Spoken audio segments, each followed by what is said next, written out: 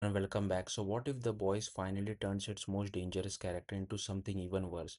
Season 5, Episode 3, title Every One of You, Son of Bitches, is chaotic, brutal, and honestly one of the darkest episodes we have seen in a while. And at the center of it all is Ryan. The episode opens in Russia, where Ryan is hiding out in an abandoned mansion. Five trained operatives walk in, only one almost walks out. Ryan takes all of them down. It's like it's nothing. But the scariest part isn't the violence, it's what comes after. One of the men begs for his life. Ryan hesitates and then kills him anyway. That's the moment you realize this isn't the same kid anymore. This is someone who's starting to think like Homelander.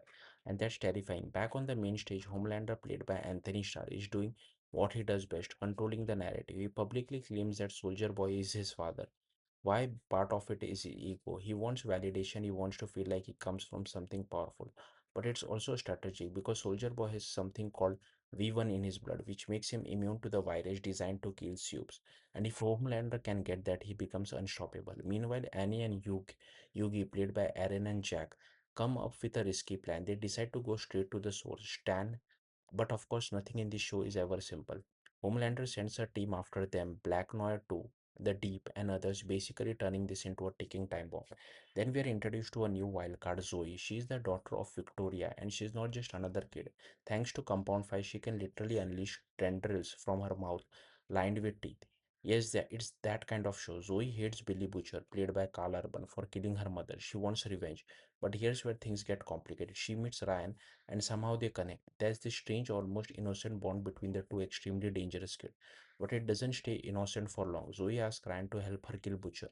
Ryan hesitates, not because he can't, but because he's afraid of what Butcher might do to her. And that tells you everything about where Ryan is emotionally. He's stuck between two worlds, one pulling him towards darkness and the other barely holding him back.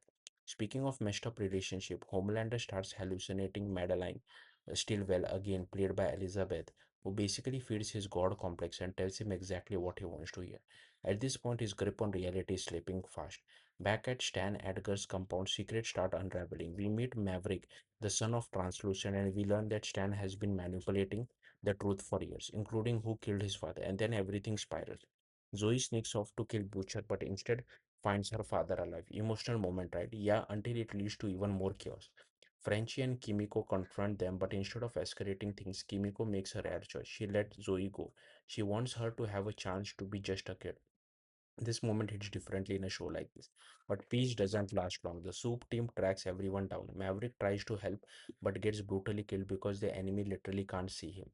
Starlight snaps Cindy's neck, thinking Yuki is dead, only to realize he's still alive seconds later, and that moment breaks her. Then comes the most intense confrontation of the episode.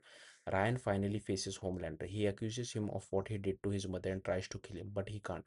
Homelander doesn't hold back. He beats Ryan nearly to the death. It's brutal, uncomfortable, and it completely shatters whatever illusion of control Ryan thought he had. In the end, Homelander returns home victorious, with Stan Edgar captured, thanks to the Deep finally getting his win. But the final move that belongs to Butcher. He finds Ryan broken, bleeding, and quietly plants a tracker on him. Because this war isn't over, not even close. Episode 3 doesn't just raise the stakes, it completely reshapes the board. Ryan is slipping, Homelander is evolving, and everyone else is just trying to survive in the middle of it. And if this episode proves anything, is that in The Boys, the real danger isn't power, it's what people choose to do with it. Thank you for watching. Bye.